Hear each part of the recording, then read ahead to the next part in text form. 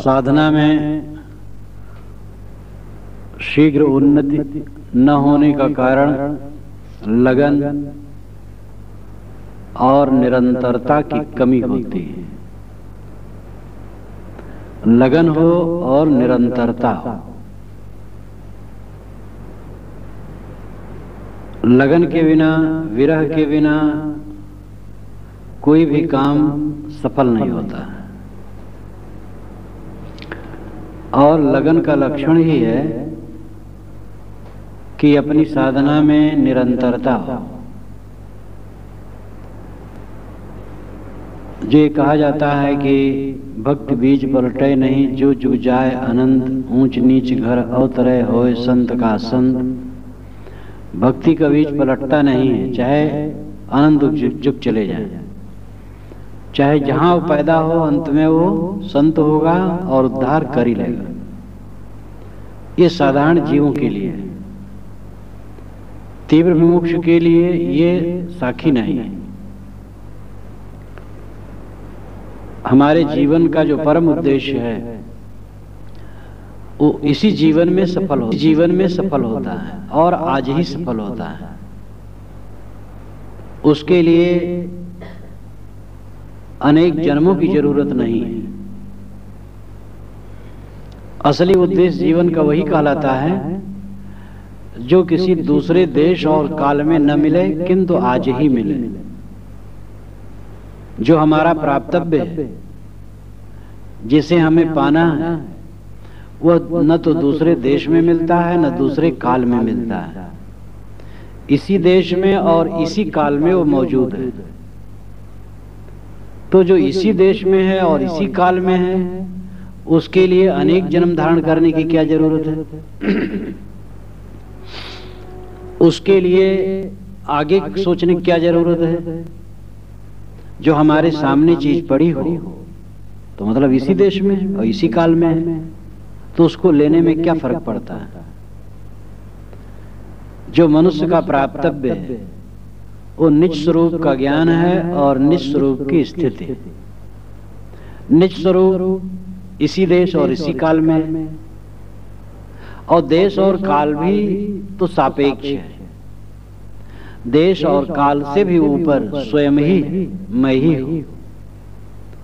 तो उसको समझना है और उसको पाने का मतलब यही है कि बाहर को छोड़ना। बाहर को छोड़ दिया, अपने को पा गया।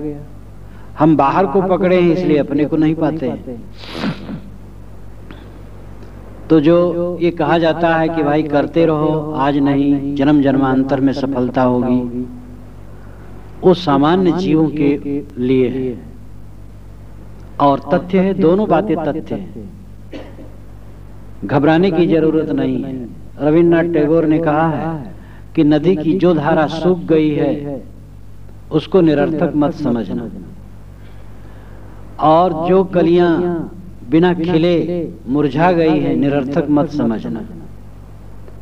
इस संसार में हम जो कुछ करते हैं और किए रहते हैं वो जाया नहीं जाता है। हमारे जीवन की एक एक क्रिया समवेत के रूप में हो करके हमें आगे चल करके सफलता देती है। हिमालय से झरने चलते हैं, वह आगे चल करके नदियां बनती हैं, और नदियां, कई नदियों का समूह जहां होता है कितना विशाल रूप होता है। तो क्रमशः उन्नत करते करते किसी विषय में विस्तार होता है। इसलिए साधक जो कुछ भी करता है, भक्ति मार्ग में, धर्म मार्ग में चल रहा है, वो अपने रास्ते को पकड़े रहे, सफलता होगी आज नहीं कल। ये सामान्य जीवों के लिए है और बिल्कुल सच है। और जो उत्तम जिज्ञासु और मुमुक्षु उनके लिए यह भी बिल्कुल सच है कि वो अभी प्राप्तव्य है। उसके लिए न तो दूसरे जन्म की जरूरत है और न किसी देश और काल की जरूरत है। वह इसी देश में, इसी काल में स्वयं प्रत्यक्ष मौजूद है। एक अपरोक्ष होता है एक प्रत्यक्ष होता है, एक परोक्ष होता है।